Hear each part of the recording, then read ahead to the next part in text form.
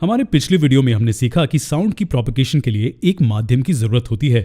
इसका मतलब कि उसे एक जगह से दूसरी जगह तक ट्रैवल करने के लिए किसी माध्यम की जरूरत है। लेकिन ये किसी माध्यम से कैसे ट्रैवल करती है, उस माध्यम के पार्टिकल्स को क्या होता है, चलिए पता लगाते हैं। हम जानते हैं कि साउंड वाइब्रेशन के कारण प्रोड्यूस होती है। जब ऑब्जेक्ट वाइब्रेट करता है तो वो माध्यम के आसपास के पार्टिकल्स को भी वाइब्रेशन में सेट कर देता है। इस प्रोसेस में सोर्स के सबसे नजदीकी पार्टिकल्स अपने मीन या इक्विलिब्रियम पोजीशन से डिस्प्लेस हो जाते हैं। वो उनके आसपास वाले पार्टिकल्स से टकराने लग जाते हैं। अब ये पास वाले पार्टिकल्स भी अपने मीन पोजीशन से डिस्प्लेस हो जाते हैं। वो अपने बगल के पार्टिकल्स के साथ भी कुछ ऐसा ही करते हैं। ये प्रोसेस माध्यम में तब तक चलता रहता है जब तक साउंड हमारे कानों तक पहुंचती है।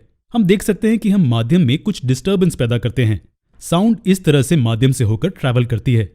हम देख सकते हैं कि माध्यम के पार्टिकल्स सोर्स से मनुष्य के कान तक ट्रैवल नहीं कर रहे हैं। ये सोर्स द्वारा प्रोड्यूस की गई डिस्टर्बेंस है जो माध्यम में ट्रैवल कर रही है। पार्टिकल्स अपनी मीन पोजीशन से केवल ऑसिलेट कर रहे हैं। माध्यम में वाइब्रेटिंग ऑब्जेक्ट द्वारा किए गए डिस्टर्बेंस को हम एक साउंड वेव कहते हैं। ये डिस्टर्बेंस कैसी दिखती है, चलिए इसे एक ट्यूनिंग फोक की मदद से पढ़ते हैं। यहाँ हम हवा को हमारे प्रोपगेशन का माध्यम लेंगे। यहाँ हमारे पास स्टील से बना हुआ एक ट्यूनिंग फोर्क है। ये माध्यम के हवा के पार्टिकल्स की पहली कंडीशन को दिखाता है जब ट्यूनिंग फोक उसकी ओरिजिनल पोजीशन में होता है। ये तब होता है जब ट्यूनिंग फोक वाइब्रेट नहीं कर रहा होता। जब हम इसके प्रॉन्ग्स को एक रबर बैंड पर मारते हैं तो हमें साउंड सुनाई देने लगती है। माध्यम से साउंड कैसे ट्रैवल करती है? ट्यूनिंग फोक के दोनों प्रॉन्ग्स वाइब्रेट हो रहे हैं।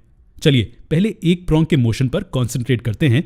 हम पहले राइट साइड वाले को कंसिडर करते हैं। जब ये अपनी मीन पोजीशन से दूर होता है तो ये अपने आसपास के हवा के पार्टिकल्स को पुश और कंप्रेस करता है। इससे एक ज्यादा प्रेशर वाला रीजन बन जाता है जिसे कंप्रेशन कहते हैं।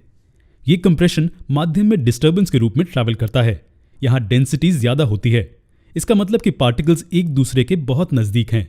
जब प्रॉन्ग अपनी मीन पोजीशन की ओर आता है तो राइट में जो प्रेशर है वो कम हो जाता है। जैसे जैसे प्रॉन्ग अपना मोशन लेफ्ट की ओर कंटिन्यू करता है ये और कम हो जाता है।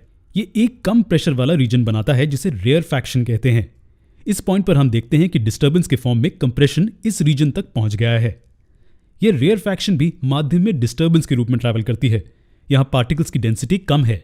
इसका मतलब कि पार्टिकल्स एक दूसरे से बहुत दूर हैं। जैसे जैसे ये वाइब्रेट करता है हमें इन कंप्रेशंस और रेयरफैक्शंस की एक सीरीज मिलती है। कंप्रेशंस और रेयरफैक्शंस के इस कंटिन्यूअस सीक्वेंस को हम साउंड वेव कहते हैं।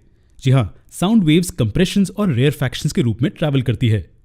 अगर ट्यूनिंग फोक की बजाय हम साउंड का कोई दूसरा सोर्स ले तो, जैसे कि ये स्पीकर, तो इस ऑब्जेक्ट से उत्पन्न होने वाली साउंड वेव्स भी कंप्रेशंस और रेयरफैक्शंस के रूप में ट्रैवल करेंगी। यहाँ एक इंटरेस्टिंग क्वेश्चन है, क्या साउंड वेव एक मैकेनिकल वेव है? क्या आप जानते हैं कि एक मैकेनिकल वेव क्या होती है?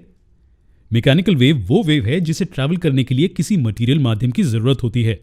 और जैसा हम जानते हैं कि साउंड वेव को भी ट्रैवल करने के लिए किसी माध्यम की जरूरत होती है, तो हाँ, ये एक मैकेनिकल वेव है। क्या साउंड इसके माध्यम से ट्रैवल कर सकती है? इन क्वेश्चंस के आंसर्स जानने के लिए आपको हमारे अगले वीडियो का इंतजार करना होगा। आपसे हमारे अगले वीडियो में मिलते हैं।